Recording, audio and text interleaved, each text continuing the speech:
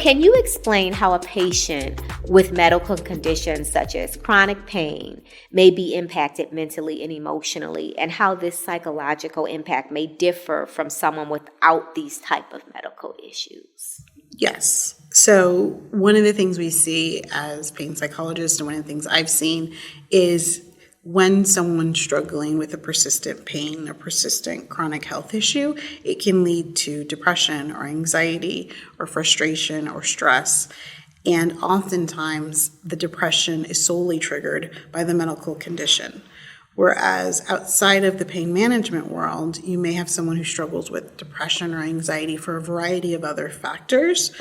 And oftentimes when treating someone who has a chronic condition, such as chronic pain, their hope is once we resolve the pain issue, and the depression and the anxiety or any other mental health issue will go away. And we do see that. Unfortunately, we have to get to the point where we can resolve the pain issue to help that emotional distress resolve. And so then, Amelia, can pain have different influences on mental health based on its cause? For example, can the pain caused by a serious car accident have a different effect on a patient compared to pain caused by a sports injury that did not result from a traumatic incident?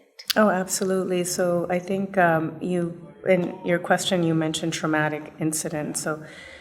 And if we took the same example of a traumatic incident for one person versus a second person, it may not impact them the same way, depending on their support, the level of support they have, their understanding of what occurred, what their thoughts were about what happened. So I think that there can be, for the person that does develop potentially like a trauma disorder related to the incident, that's going to fuel their persistent pain condition. It's going to keep their nervous system at a more heightened state.